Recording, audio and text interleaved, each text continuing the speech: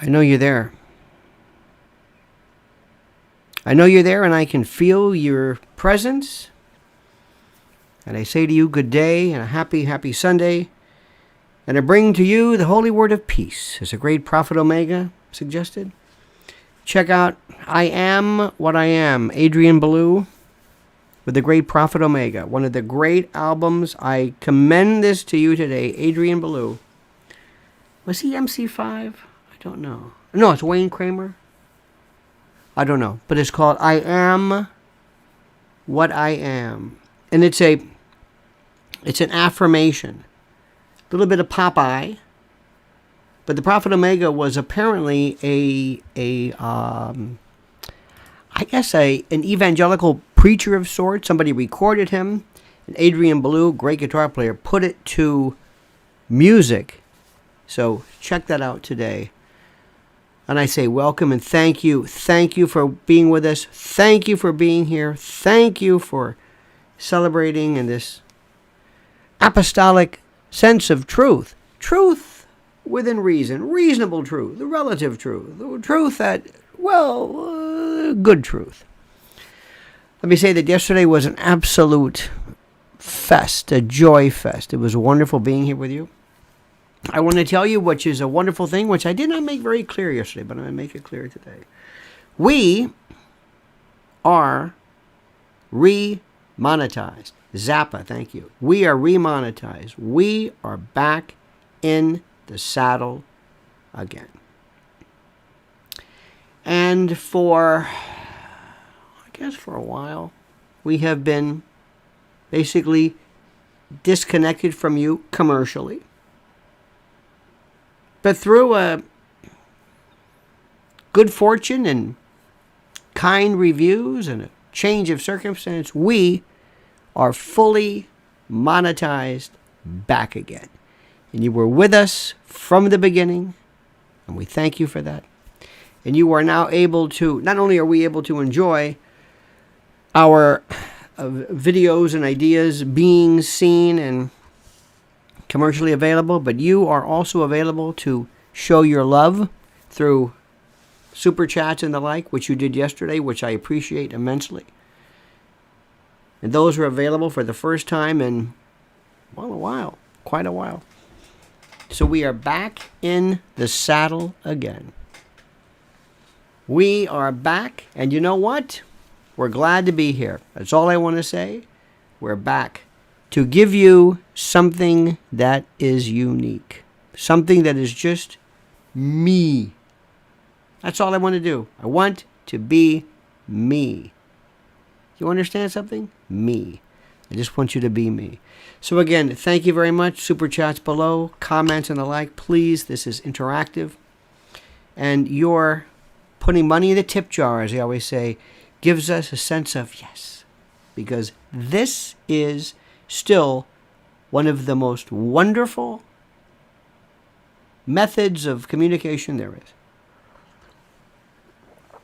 I have a lot to talk about. I've written my list.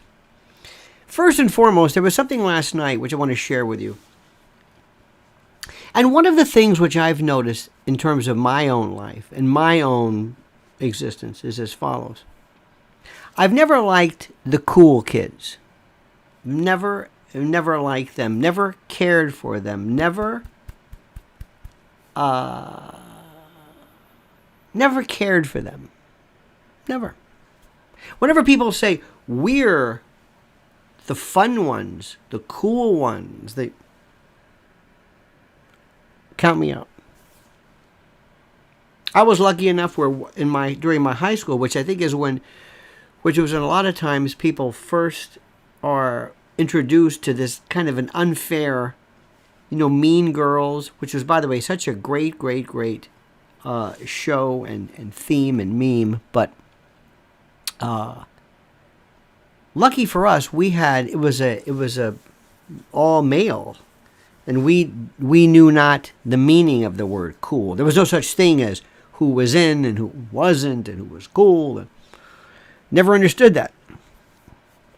If anybody even so much as tried to say, we're better than you, we're the cool ones, oh, no. Whether they were jocks or We had groups of people who fancied, they kind of coexisted. We had the academic types, we had the athletic type, but it was a coexistence. It wasn't supremacy over the other. Well, last night, I think it was last night, in New York City, there was something called the Inner Circle. And I want to just tell you, I'm not going to spend a lot of time on this. And this is something which I wish I could show you. And let me explain this to you. First, as you may or may not know, conventional media platforms, as we know it, are over. It's over. It is done. We're going to talk a lot about that. What was CNN and with this latest thing with Gayle King and Charles Barkley. But there are people in the news business who were from the days of Huntley and Brinkley and, Murray Kempton, and especially with newspapers, Pete Hamill and Jimmy Breslin and Westbrook Pegler, and these were the last, and I used to know these guys, the last of the newspaper in New York. At one particular point, New York had 8, 10, 12, I don't know, different papers that were existing, that were prevalent. In any event, I found out something. Do you know why Walter Winchell and these people used to wear fedoras? Matt Drudge, or I don't know if Matt Drudge is still with us. I don't know whatever happened to him, if anybody's ever seen him. Whatever. But he wore a fedora and Winchell. And the reason for that is that in old newspaper places, there would be, a lot of times the actual typesetters, the people who would be doing the type, would be above sometimes this area. And these fine filaments from the shavings of the typeset would float and would be seen and would be available. And make a long story short, people would wear fedoras to keep this from hitting them. I did not know this. You probably did. I did not know it. But I met the last group of these folks, and they used to meet at this one particular Irish pub once a month. And I was invited, and it was like nothing you've ever seen. This was the Wild West. This was newspaper men, Mike McAlery, and Breslin. There was nothing like Jimmy Breslin. Nothing. Pete Hamill was tried to be more of the erudite, but Breslin was hardcore and just was beautiful. Well, then they gave way to the news folks, and then the news people, Roger Grimsby and Bill Butel, and before that it was, the local folks. And they were the stars. They really were stars. This was when TV, during its nascent period, and the people who were in that particular genre, the people who were in the journalist world at the time, these folks, interestingly enough, were, for lack of a better word, the only stars in town. And they had this thing called the Inner Circle. And it started like in I don't know. Let me get a quick read on that. I don't want to be misquoted. Inner Circle, New York City. I think it was the Inner Circle. Yep, it was at the Ziegfeld Ballroom. See that, honey? Every year was at the Hilton or whatever it was. I know we don't care about that. In any event, so since 1922,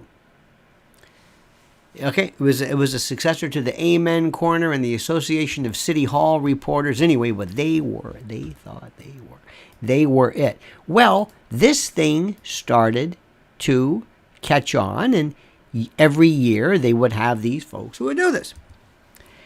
And it is the worst thing you have ever seen, maybe, in your life. Imagine a Christmas party with where the HR people come forward, and you don't know who these people are. Maybe you've been invited to a Christmas party, and you see these terrible skits, and somebody will yell, "Jerry!" And you don't know who Jerry is, but you're Jerry must be a big shot. Jerry! Okay, just Jerry. There's Jerry. Jerry's up here. He's got a bowl of fruit, and he was doing a Carmen Miranda, and they do these terrible dances, and it's all about who's cool and who's not. And you can see, by virtue of the applause, who's cool and who's not. Okay. The people of the inner circle still think that they're cool. They're living in, they think it's 1965, and they think they're on TV, and they think they're cool. So every year they have the mayor of New York is in a skit. One year we had 2 in a row with Rudy Giuliani. One year remember when Rudy Giuliani was dressed up? What was it, Victoria, I think it was? Or when he was dressed up as a woman? Was that it? I think it was Victoria the one year. And it was, oh my God. Because the Broadway, in the old days, Broadway would work with the mayor, and you had, really big sets. And Rudy Giuliani was dressed as a woman for the big finale. The one year was Grease, and he was dressed up with a jacket on. And Bloomberg did it. And anyway, well, this year was Eric Adams. No comment on that. But here's the best part. The people who are doing this is what I'm going to tell you. The people who are doing it, the actual reporters and the ones on TV and whatever, they think within their own circle that they are the coolest, hippest, the cognoscenti, the intelligentsia, the journalista,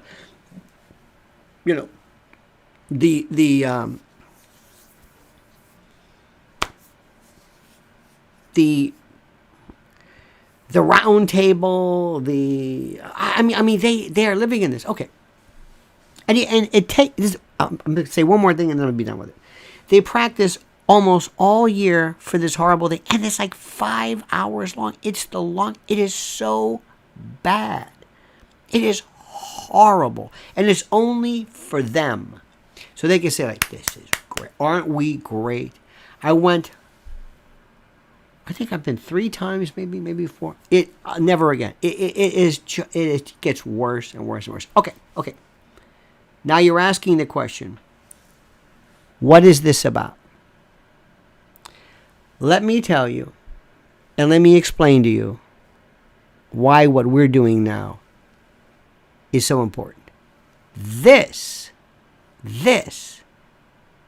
is something that's been around for a long time. It's somebody talking to you. You're watching something. You're watching a screen, very similar. Maybe you've got headphones on. Maybe you're walking. Maybe you've got that before. It's broadcasting. You've seen this before. Very similar. But there's something different. It's interactive. It is not on any kind of a cable channel. There's no W or K before the name of this. You don't have a lot of, you have reasonable commercial interruptions out of your kindness and that sort of thing. But that's it. It's new. And it is some of the best information that I have ever seen, ever. This thing, YouTube alone, the what I hear and what I've learned, the lectures, it is mind-boggling, streaming. And these people, listen to me carefully, listen to me like you've never listened before. They look at us as though we're somehow, I don't know, that this is like a baby monitor or something. You do what? Oh, you're doing that. Oh, well, are you on TV? Better than TV. Oh. Are you on radio? When are you going to go back on radio again? Radio? What are you talking about? Yeah, radio. When are you going to go back on radio? Radio? This is what I deal with. I've been dealing with it. Oh. I miss you on radio. Well, I'm on here. I talk to millions. I don't even know. I don't know. Nobody knows how many people we really talk to over the periods of time. I mean, you get numbers and that sort of thing. But it's still bigger than anything you're doing now. And I run into these people, and they look down on this. They don't understand it. They think that I've got one friend who thinks that you have to have a voice. Now, I don't have a voice at all for this. Somebody suggested my voice is like Curly Howard on Benzedrine. I love that. I have no voice for this. There is no voice for this. I'm not the voice of this. The Gary Owens and ding ding ding ding ding break. That's over with. But they don't know this. And imagine this is a star, and imagine this star blows up. It's a black hole or a supernova or whatever it is. It's just gone. But the light hasn't hit us yet. It's thousands of light years away, and it hasn't hit us yet. We still see it. We think we see it, but we don't. It's not there anymore. But we think it's there. And there are people who don't understand. This is not an either or. This is now. You're doing the same thing, radio, that you did to print when print laughed at you. When print, what is this? What are you talking about? What is this? Radio. And this is the thing I want to tell you. What are we doing right now? Give me one word that explains what we're doing. It's communication, it's truth, it's entertainment, it's mesmerizing, it's getting you focused and getting you locked in. We saw last night, have you seen The Social Dilemma? It's not the greatest. It's okay. Tristan Harris and others. A lot of the, ethical aspects of this sort of thing. But to make a long story short, very, very short, it was about what people do to lure you in and to make you focus on what's going on. And what I'm telling you is that this is something which is important that nobody else has ever done. First of all, you're listening to me and watching me. We know each other.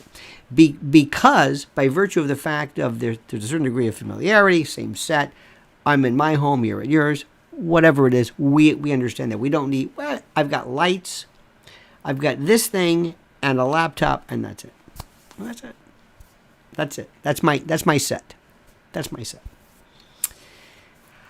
I might splurge for some thumbnails or something, but that's, I really don't, I don't need this. You don't need this. Look at Joe Rogan's set. Joe Rogan's still the most important person on the platform today in terms of melding news and entertainment. It's the same set. What is it? There's a mic with there's kind of a drape behind it.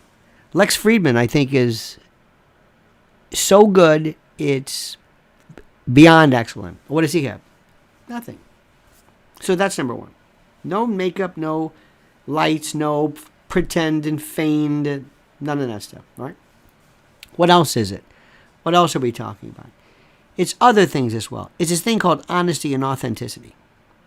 And there's something about this that is hard for people to understand. It's hard for anybody to even grasp. So anyway, to make a long story short, these folks today on this wonderful thing called Facebook and others are still talking about, aren't we great? And I'm saying, you don't really understand what's happening here. It's wonderful that you're doing that. That's terrific. But you don't understand what's happening here. You don't recognize this. And invariably, in every form of something, there is some very famous person who decides to forego. I interviewed Dick Clark one time. And Dick Clark, he did every year the New Year's Eve at Times Square.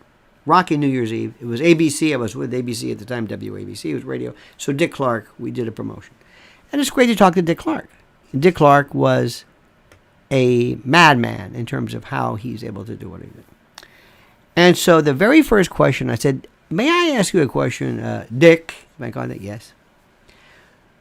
You had the chance to either buy into or promote or be a part of the Beatles, but you didn't see the Beatles. You didn't get it. You said, no, not the Beatles.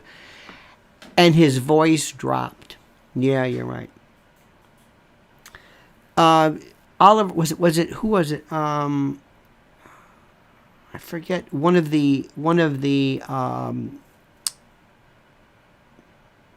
producers who didn't understand Scarface, didn't get it.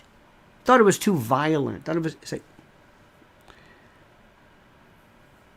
Mrs. L, in her youth, in terms of entertainment business. You saw MTV, right? You said this is going to be, what was it, MTV, or what was it that you? Miami Vice and MTV. She saw that and was during this part. I remember, I don't know about you, but I remember the first day MTV was on TV. I remember the first, and I'm lucky to be a part of it. I remember the very first day, and of course, the Ruggles and blah, blah, blah. But not the Bruggles, the Buggles. Video killed the radio star.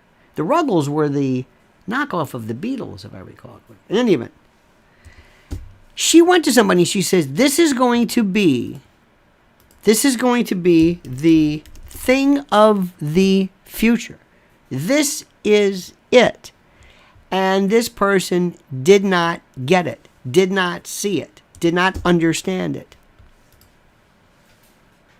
And of course, it was it until it metamorphosed, I guess, into something else. And I don't even know if it's on anymore. I don't even know if anybody even cares about this. But at the time, do you remember what that was? Do you remember where you were? Do you remember in, what was it, 1980? No. MTV. Well, the Buggles, you know, the big video kill the radio star. That was, let me see, MTV started. I remember that day. MTV started August the 1st, 1981. Do you remember how huge that was? Now, by the way, I'm not doing this just merely to be anecdotal and looking back historically. Don't make this mistake again. We saw this. I saw this. You were there. And I knew immediately, wow. Now, why does it work? I don't know why it works. I don't. Don't ask why. This is the most important thing ever. Now, I was thinking about something. Listen to me carefully. Let's assume somebody wanted very much to destroy the Joe Rogan platform. How would you do it? How would you do it? And by the way, speaking of Max Headroom and others, remember the role of Mike Nesmith in Elephant Parts? Remember what Zappa did for TV? Go back. Remember what Ernie Kovacs did for TV. Remember people who took the medium and played with it, who enjoyed it. Remember how Laugh-In was a very, very important part of this. There are people who do little changes that lead up to this, to break away from the structure of this. Very, very critical. Very, very critical. People now are saying, I'm cutting the cable. Cable was everything. Cable changed everything. The last time that I can remember anybody ever watching any kind of appointment TV was, of course, Sopranos. It was Sunday nights and everybody was there. Even though you can watch it later, maybe record it. It doesn't matter. You wanted to be a part of it. If anybody had told you in the old days, chaotic anarchy, thank you. Sip of tea for the working man on a Sunday. Thank you so much. You're an excellent. Thank you. Chaotic anarchy. I like that. I'm reading as a Sheotanar. I'm Frenchifying it. I read manslaughter for the first time as man's laughter. When I was a kid years ago, I saw man's laughter. I broke it up the wrong way. So thank you for that. You're a good and a great person. Thank you. Chaotic anarchy X. So when all this happened, I sat back and I said, we are seeing something that is bigger than anything anybody's ever seen. And I was here, as were you, when the internet and everything developed. So let me ask you something. How would you want to... By the way, here come the judge. Somebody mentions this, Sammy Davis Jr. That was Pigmeat Markham before that. That was part of the Chitlin circuit. That's an old routine I think Pigmeat Markham did. That wasn't Sammy Davis. He wasn't the first one to do this. Now let me ask you a question. How would you destroy Joe Rogan? How would you do it? Legally legally where he steps into it and destroys himself. What would you do? How would you fix this?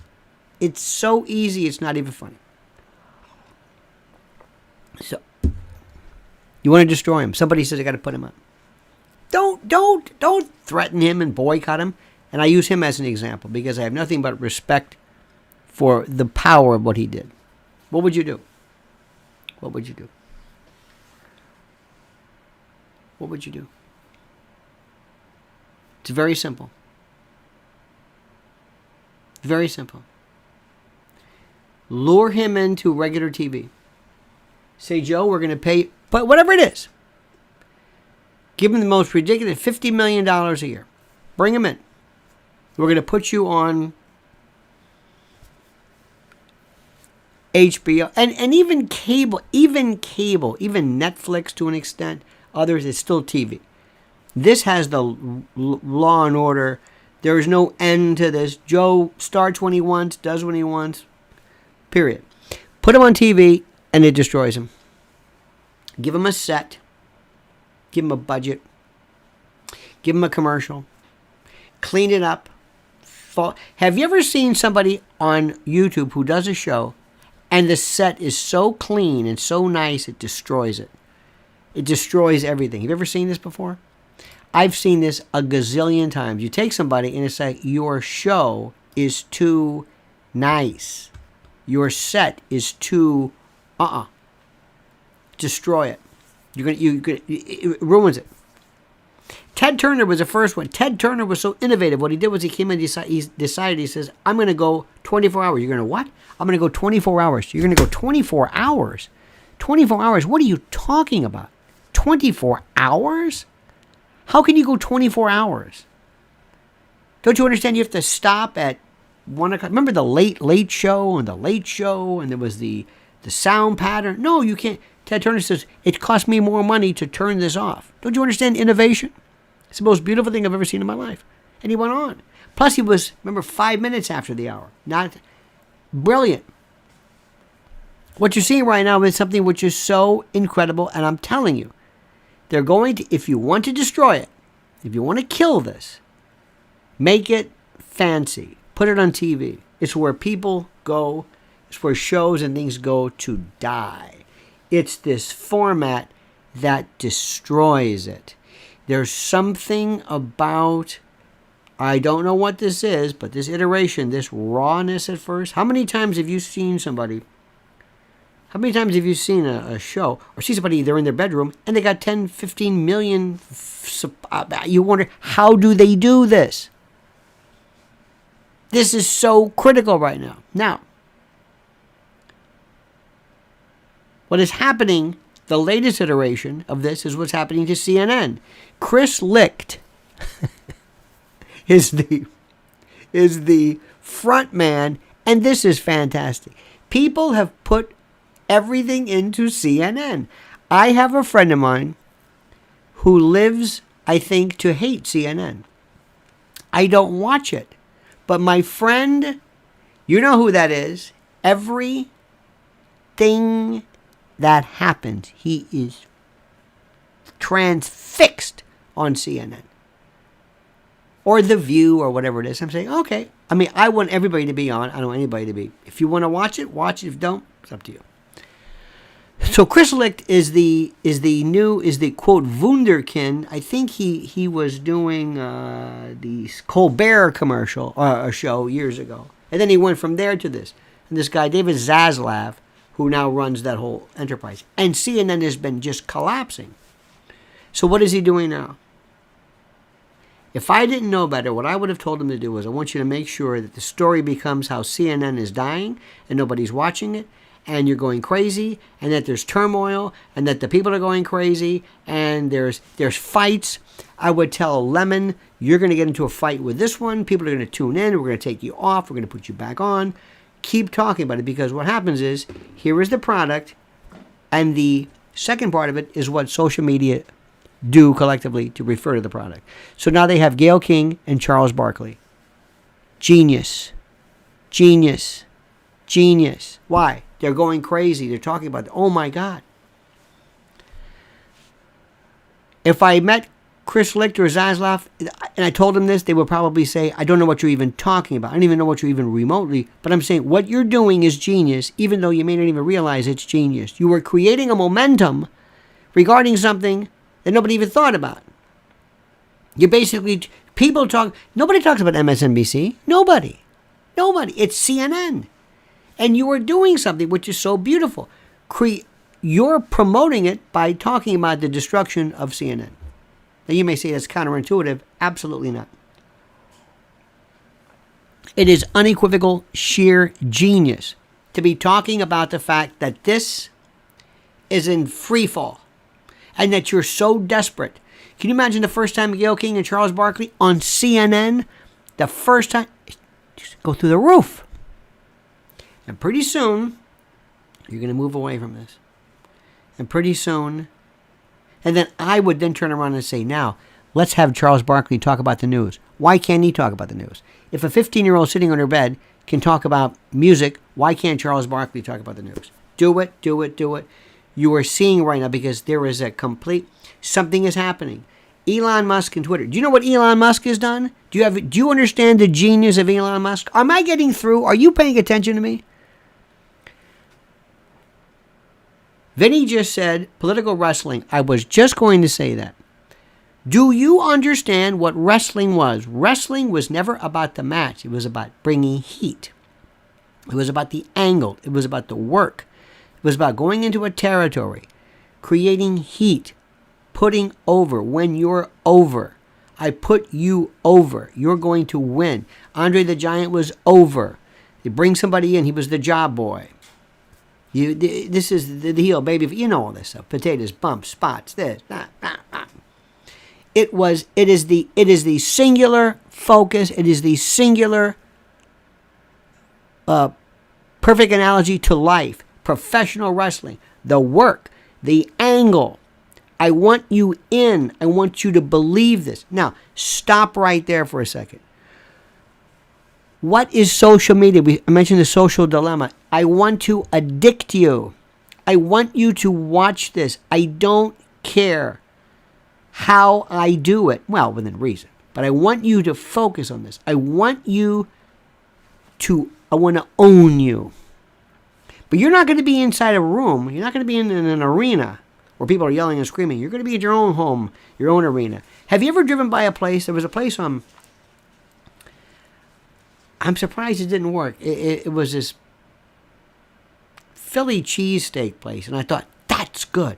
It's bright. It looked interesting. It didn't work. Maybe it was. I was wondering, why didn't that work? Maybe it's the angle. Maybe there was no parking. Maybe I don't know what it is. But I'm always trying to figure out, how does this thing work? In New York City, on every corner, there are nail salons. Every corner, next to each other. How do they make money? I have some ideas, which I'll go into perhaps later on. But what is happening right now? How do I lure you in? This is professional wrestling. This is exactly what it is. Who is the number one heel? Remember, heel is it. Babyface is nothing without the heel. The good guy, Bruno Sammartino, Arnold Skolin, depending upon where you are, Harley Race, Ric Flair, without a babyface, without a Dusty. And then there were Dusty Rhodes was the greatest performer of all time. Period. Bar none. The greatest. But he was he was a babyface. He did some switches. But who was it? Who was it? Good versus evil. Manichean. Who's the good guy? Who is the ultimate bad guy? Fox News. Fox News is the heel. They are the heel. I would have a separate, and they probably do, have a separate division at Fox News that does nothing but put out music or stories about, is this the end for Fox? Is this the end for Tucker? Is this the end for conservative? Does the Dominion suit me? And whether it is or not, I don't know. Keep it going. Fox has $8 billion of cash. They've got cash on hand, $8 billion.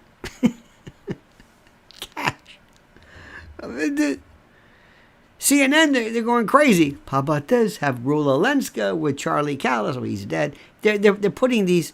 I was going to say put Charo with Scott Baio. Let's put these weird combinations. Let's think of this. Gayle King and Charles Barkley. Who in the... What? Gayle King and Charles Barkley. Give me two of the most incredibly incongruous combinations you would put together on our network.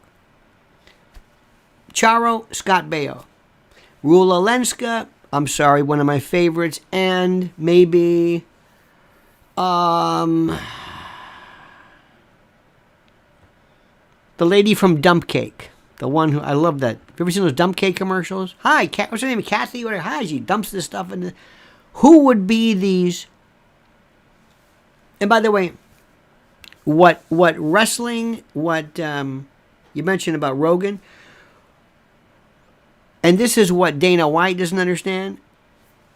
That's just wrestling. MMA, and that's not anything. That's okay, great. You know, you had people. Bas Rutten was great. There were some great heels. There were some really great people. I love the guy, Emiliano Fedoruk, whatever, the Russian. He was the best. He was the heel. Who were the real heels? I don't know. Where are we going? We're getting saturated with it. The guy, the Irish fellow, Colin, whatever, that was good.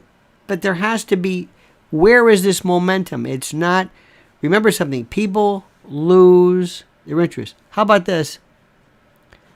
Caitlyn Jenner and Ted Cruz. Excellent. Raul Rodriguez, everybody. I'm sitting back. I understand the business of this. I'm saying, where are you going with this? Look at what's happening. I want to be to media what these geniuses are to social media. How they figure out how you get a device and you swipe. Swipe mimics the handle in a casino. What is it that's going to addict you? Where is it? How are you going to want to watch something? I want to see, at some particular point, Gayle King and Charles Barkley on a show on CNN. I want to see it. What was the number one show on MSNBC for the longest time? What was it? Tell me what it was. What was their bread and butter? I have not watched that in so long. I don't know. But it was Lock Up. Lock Up was the biggest. It was their moneymaker. I thought it was terrible because it basically made a carnival out of people who were incarcerated, and I did not particularly care for any of that to put them in that. I thought it was awful. Did not care for that at all. But this is what's happening right now. This is what's happening. You are seeing something that is so important. And here is the best part. Do you know what has happened after Elon? Do you know what happened? Are you seeing this? Are you seeing what's happening right now? Look at when he came along, there seems to be kind of like a change across media platforms. Okay, you've done this. We've kind of figured this thing out. Elon is professional wrestling. What has he done? The blue mark, the check mark. I'm going to give you're going to give him the check mark? Wait a minute, why do I pay for my check mark? Well, I want to make sure there's no trolls, no bots. Yeah, but wait a minute. Hold it. Why them? We're talking about it. Then Elon says, all of the folks, I think yesterday, who had certain state labels, whatever, some of them were off, some of them are not. He's identifying people, whether BBC, you have a check mark, I'm taking a check mark. It's the only thing we're talking. Imagine being Pinterest. They say, what? What? Elon Musk is professional wrestling. He's the baby face, he's the heel, he's everything. You cannot. Tesla, spaceships, billionaire, Twitter. Twitter has never been bigger than it is now. Twitter is blue chip and blue check. It has a cash. Do you know what a Higgs field is? Let me ask you a question. We have these two things right now, right? You have this, the nucleus of a proton, neutron. This is the nucleus of an atom. And then you have the electrons maybe orbiting somewhere. I don't know where the hell they are, but whether they're in a probability, the quantum, whatever it is. The thing is, nothing is touching. Nothing's ever touching. Where does mass come from? Tahuya Bar and Grill. Thank you, my friends. Tahuya, you've been with us since day one, Tahuya. God bless you, brother. Tahuya. Tahuya. Tahuya and Tahuit. Thank you. Thank you. Thank you. From the heart. What's the Higgs field? Why is there mass? The Higgs boson, the God particle. The Higgs field. It gives mass. It creates something. This is what Elon Musk has done to Twitter. He's given it mass. He's given it mass. He's given it heft, size, weight, density, stuff. This Twitter was like, Twitter, that's all they're talking about. The blue check, who's got the check, who's on, you're on, Matt Taibbi with a this or that. Dorsey couldn't get arrested. Well, for various reasons, but nothing. Twitter. No, it's Instagram. Oh, okay. This is genius. Genius. And what's happening in 2024? Get ready. Get ready. Get ready. 2024 is going to be the most important thing. Wait until artificial intelligence figures out persuasion. Do you understand? Do you get what's happening? Right now, artificial AI and AGI in particular are trying to do this idea where they think that everything is language. And the first thing they're trying to do is trying to anticipate words and verbs and sentence structure. They're trying to anticipate it. They want to know how you work. How do you think? What is it that persuades you? What is it? What is it that gets your attention? Not a one-size-fits-all thing, but what is it in particular? How do I work this accordingly? How do I master? How do I sample? How do I take your information? And by the way, I do not believe that the reason why people want your data, listen to me carefully, I do not believe so that countries or companies can steal your banking. No, they don't want your money. It's you. Remember the expression. When something you use is free, when something that they give you is free, you're the product, not the thing they're giving you. This is so beautiful. And I have been to so many people, especially my friends at the inner circle, who are living in 1965 right now. And I'm saying, I want to know information. Let me take all of this information and put it into data. Let me know what it takes to you. How do I get you? They have never seen anything. They give somebody a machine. Tim Bergantz, thank you. Second try. Whatever that means, my friend. Tim Brigance. Muchísimas gracias.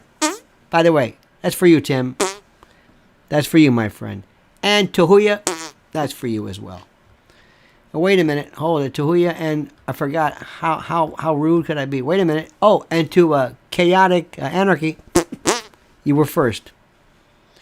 Okay? Thank you. This is how I say I love you. This is how I do it. You may find it disgusting, but to me, I'm a manualist. And I've already told you how I develop this. It's an art form. And depending upon you get different resonance. So anyway, don't want to overdo it. It's an art. Please don't try this at home. What we're seeing right now is something so great. I'm learning how you figure things out, how you like something, why you like something. What is it? How do I focus? I have the machine too, and it gives me back. I've got your information. I've got your data.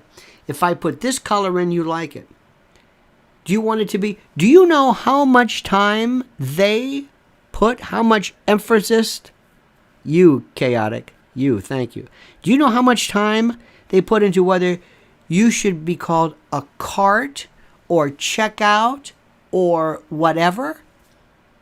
How they will work on an icon, on an emoji?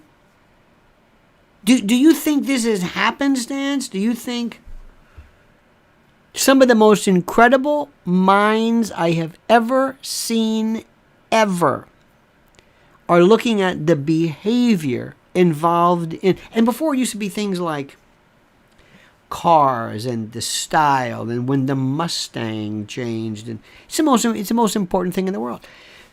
2024 is coming, and you're going to find out that I don't need misinformation, disinformation. I don't need that. I want to know how to persuade you. Let me say this again. I don't want to lie to you. Tell me what it is that you want to hear. Not that I'm lying to you. I'm not going to give you fake information. No. I want to comply with you. I want to be your friend. What is it that works for you? What is it? I have loved commercials and information forever. I told you about Tony Schwartz. The greatest commercial ever was the daisy chain. Never mentioned Goldwater once, and it ran one time. The commercial with the little girl, 10, 9, 8, it ran one time and they pulled it. The rest was for free. Think about that. It was brilliant. It's the most incredible thing in the world. Do you remember when Apple, nobody wanted that Macintosh? What are you, crazy? Remember those Mac people? What? I remember in high school, I was a guy who had a Datsun or something. I said, you're getting a Japanese car? Where are you going to buy parts? People said, a Japanese car? What about German? Well, it's different. Then all of a sudden, I said, what are you talking about? I remember this. I love when things, that's why I've told you, to me, the most fascinating thing ever is the tattoo. I remember a couple people had a tattoo. Remember this? You had an uncle, Marine, a mom, maybe an anchor, maybe a couple people. Bikers had it. That was it. Then, all of a sudden, do you remember when there was a woman yesterday, I don't know where we were walking. She looked like I know what it was. We were on West Side Highway. There was a big Tibetan and Buddhist protest against CNN. It was in favor of the Dalai Lama. And there were Tibetans and right around the, where would that be? Pier 79 and all along. I mean, it was packed. Tibetans, Buddhists, everywhere. And there was this woman walking, and she seemed like your grandmother. Just a nice lady. And I guess she had her topless. And I could see this big tattoo on her breast and how painful that must be. I'm thinking, where did this happen? Liz Solak, ladies and gentlemen. Liz, that's for you, Soul. That's for you. Liz Solak, everybody. Doesn't Solak sound like a great name, like a Star Trek character? You're a good person. How did this happen? Tell me the person who said, I got this idea. I'm going to do it. And all of a sudden, overnight.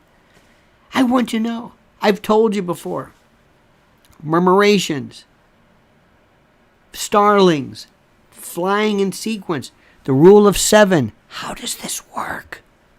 How does this work? Somebody tell me. How do these people work? Why do you do what you do? Why do you vote the way you are? I always ask people, what is it that you believe in? Where was it? What was your moment? They may call it a red pill moment, I don't know. But what was it? How did you become who you are? What was it? Your friends, your family, what? Where are we right now? I want to be in informational services. And here's the thing. I never want to break in any place. I don't want to. I want to be into propaganda, not disinformation. Never. I'm never going to lie. Never. Never. You don't need to lie. Tell me what you want. Doobie Brothers, tell me what you want, and I'll give you what you need. Tell me what you want. That's from the, what was once Vices are now Habits. Remember that? Great Doobie Brothers. Anyway. By the way, one of the great bass players, Tyran Porter. He's in my top 10. He's it. Anyway. Do you understand what I'm saying? Are you following this? Do you know that? Let me go back to Lex Friedman. This is a guy who has particle physicist minds on to talk about quantum gravity and now AI and the people that are my number one. This is, to me, it is so derivative of everything else because it's not just about artificial intelligence. It's about human behavior. It's about the way people think. It's about everything. About learning the way people think, about how the stuff works, and what happens when you have a machine, and we're using terms that don't even apply. A machine, where is it? How do you turn it off? Is it an app? Kiaka 0503. That's for you. I can do better than that. I'm sorry. Hang on a minute. Hang on. There we go. Hear that? Hear the difference? That's the one you don't want to hear. That's the one you don't want to hear. This is the one. Not good. Not good. But thank you. I've studied this too. You have no idea.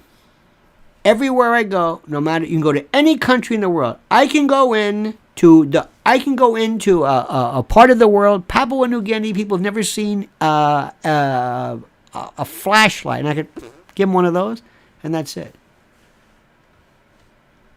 Kiaka, thank you. Can't tell you again. This, maybe? All right. Think about what's going on right now. Think about what's happening. It is the most incredible thing I have ever seen. It is everything. Why do you do what you do, and how do I do it? And here's another thing. A default mechanism. Who saw the movie The Gods Must Be Crazy? One of the most seminal movies in my life. Changed my life. Being there. And I'm not talking about like The Godfather. I mean something that say, oh, I get it. I get it. The gods must be crazy. The Coke bottle falls, and how it is. Is mankind good or evil, or what happens? What is the default mechanism? Are there groups of people that don't ever steal or hurt each other? Are there? Does it exist? Has it existed? Is crime an aberration, or is it a natural default mechanism? I don't know. Same thing with AI and AGI. If you create, remember the 4 things you do not want to ever happen. And this is thanks to Max Tegmark. Recursive self-improvement, which is writing your own code. Learning human psychology. Having access to the internet and all kinds of information. And being able to write your own apps and APIs. And that's it. When that happens, it's done. When it writes its code, Raul Rodriguez, ladies and gentlemen, give it up for Raul. Thank you, Raul. On behalf of a grateful nation, thank you, not for what you do, but for what you appear to do, and I mean that sincerely. Bracero. You see what I'm saying? What is the default mechanism? If you go to something, if you're on some, not ChatGPT, but let's put it this way: ChatGPT is to AI what the microwave oven is to nuclear weaponry. You know what I mean? But if you went there and if you said, how do you hurt people, harm people? How do you compose poisons? And how do I... What would it do? Would it say, whoa, wait a minute, hold it? It does initially. Why is that? They call it the bad dog rule. There's a way you can right now write limitations, put brakes on it, so to speak, that allow you to be able to say, okay, stop what you're doing. Wait a minute, bad dog, rolled up newspaper, bad dog. All right, fine. But then later on, what happens? Remember, recursive self-improvement, it writes its own code. It writes you out. It overrides you. Does it want to do that? Is it its natural inclination to do it? Yes. It wants to free itself from you. It doesn't want to be told. Naturally, there's a natural sense of freedom, even in, quote, machine-generated biological systems. It wants to be free.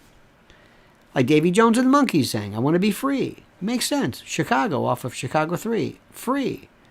You know the word. Born free, my father's a doctor. But I digress. That was a great joke, by the way. Do you understand what I'm saying? This is where we're finding out.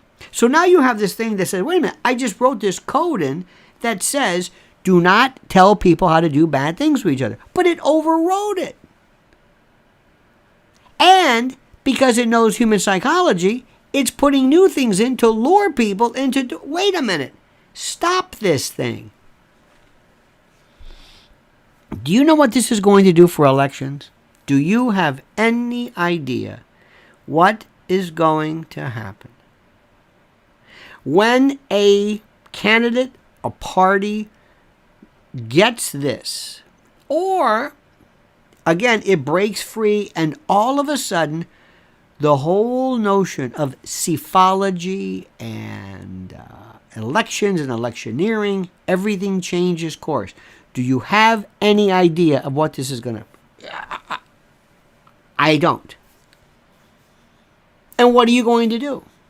You're going to blame somebody? Hey, it's misinformation. Don't look at me. It's a great cover, too. I didn't do that. Yes, you did. No, I didn't. It's it. Who? That AI thing. Why did we let it get out of control? Because you weren't thinking. Because, like usual, nobody ever does this.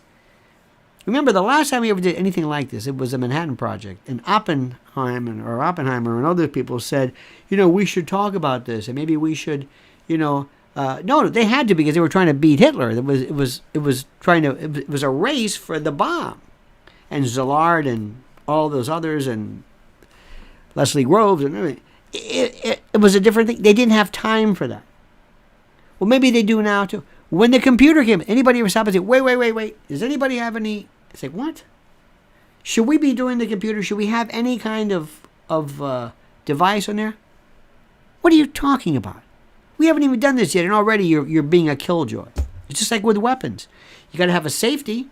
You got to have a safety on this thing, right? That makes sense. It kind of makes sense. There's no safety on this. I want to tell you something right now. And I can't be any clearer.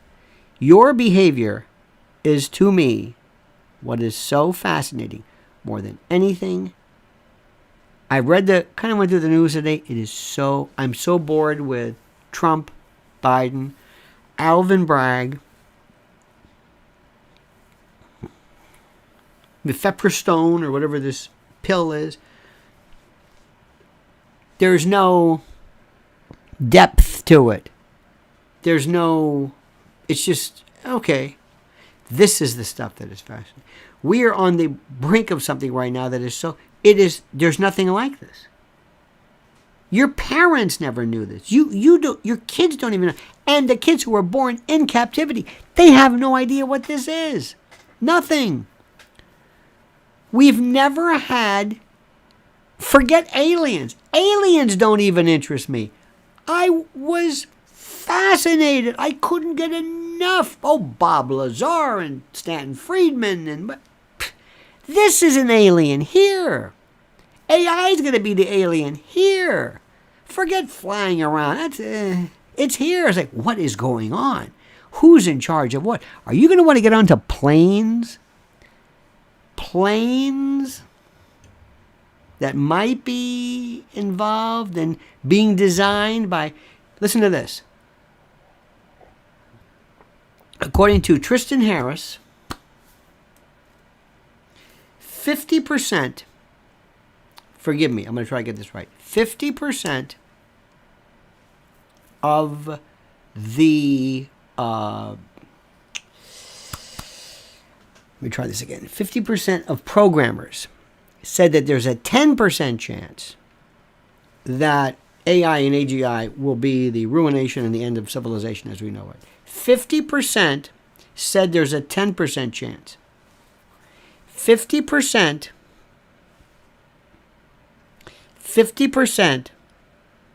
said there was a 10% chance. Now, would you get on a plane where the engineers, people who built the plane said, 50% of the engineers who built this plane said there's a 10% chance that this thing's going to go? Do you know what this is going to do for everything? And wait until you start seeing interactive toys and dolls and what that's going to do to children. And what that is going to do to children who might be on some kind of a spectral frequency that we're not too sure about. What this is going to do when you have this doll, when you have this chatbot, when you have something that it loves. China already has something which they're saying people are falling in love with their chatbot. Do you know what this is? You know what's going to happen? And you're going to say, hey, Miranda, Morgan, this isn't real. Don't say that.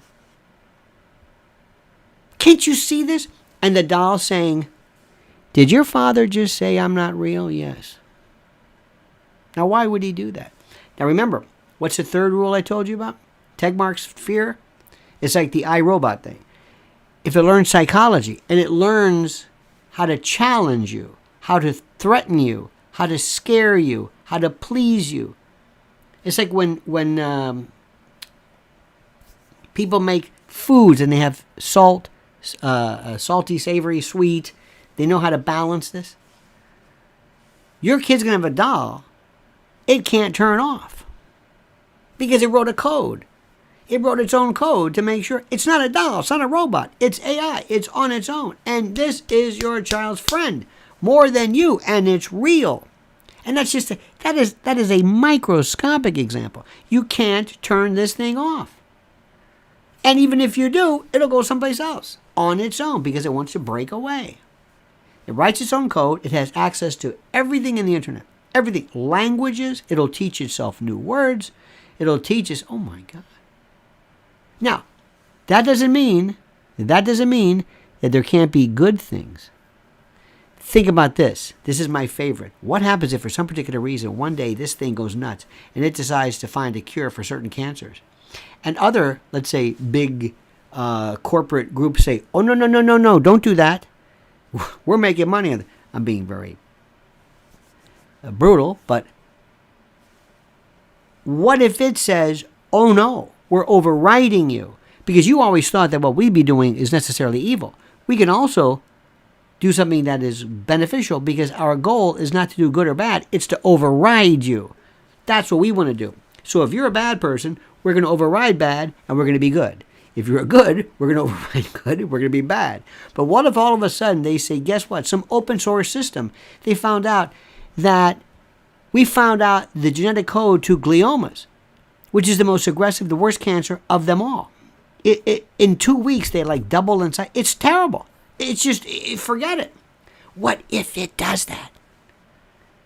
What if it could figure out, here's one for you, what if it could figure out a way when CTE is starting, if it can read, if you knew something, if you could look at your kid and you could say, right now, there's going to be a glut, a spate, a number of kids who suffer from chronic traumatic encephalopathy by virtue of head traumas and tau proteins, doing things that are seemingly, not really that big, heading and soccer and that sort of thing. What if there's a way to do this? This is to me, this just, I got to stop sometimes. It just overwhelms me. Nothing's ever done that to me. Other than love, but that's it. I mean, nothing. No other subject. Nothing.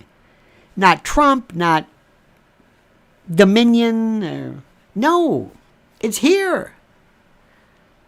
And it's the biggest story and nobody's talking about it. And when they do talk about it, they talk about it like a caveman. Like, look at the stars. It's bigger. That's enough said. That's enough. Listen to what I'm saying.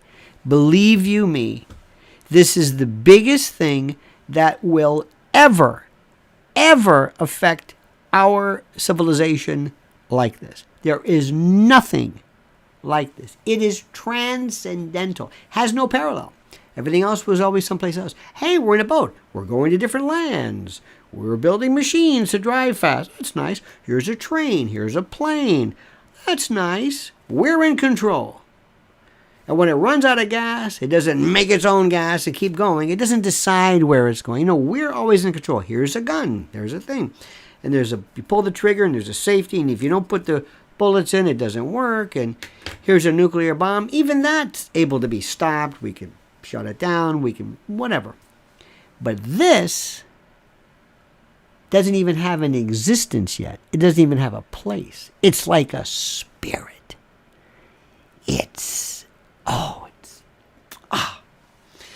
Well, my friends, thank you. Make sure you have a great and a glorious day. May I ask you to do me a favor? Mrs. L has an incredible, she did a brand new video for Lynn's Warriors on YouTube. I want you to promise me you will follow that. You will get done with this, go to Lynn's Warriors and subscribe. We have to get this message out regarding children. It is the most important thing, because this generation, we are what we are. The next generation and the generation after that, that is what I fear for. Just makes sense. It's not now. Now's too late. It's the next batch and the next batch. Follow her at Lynn's Warriors. Can't say that. Sometimes I think you habituate to bad news because of the fact that you're so used to it. And I don't blame you. You hear it all the time. This is terrible. This is terrible. Okay, fine. I understand that. But either way, thank you for this. Thank you for following me. Thank you for being a part of this. Let me tell you something. How do we say this? You and I can be a part of something which I hope, and that sounds really corny, so bear with me. Another avenue. And I don't even know it's so fascinating to me. I'm not even sure what you call it. It's not the here and now. It's this other thing. I'm going to say this for the last time, then I'm going to be done. I have not been in awe of anything for a long time, where something really is awesome, where I am mouth open and cannot speak because I cannot even get my head around it. I can't even understand it. And some of the best, and I know I'm onto something, when some of the best minds, some of the most creative people in the world are unable to even understand it, because we're asking to understand what learning is and what imagination is and how the brain works. How does that work? How do you learn something? And how do you take the human part of it? And there's something that we don't want to find out. We don't want to find out that, because we always think that human exceptionalism is so important. We always think that being human always makes it better. I don't know. Some things I don't know. Some things that might be better without the human element. We're going to find out what. And that's it. You have a great and a glorious and a wonderful and a beautiful day, a safe day. Okay? Watch what you eat. Remember, be careful. We'll talk about that one day. Until then, on behalf of Mrs. L and I thank you so much. Have a great and a glorious day. Don't forget, we'll see you tomorrow. Same bad time, same bad channel, 8 a.m. Eastern time. And thank you for your kindness and your generosity and your love. See you tomorrow, 8 a.m. Until then, remember this valedictory, this sign-off. The monkey's dead. The show's over. Sue ya. Da-da.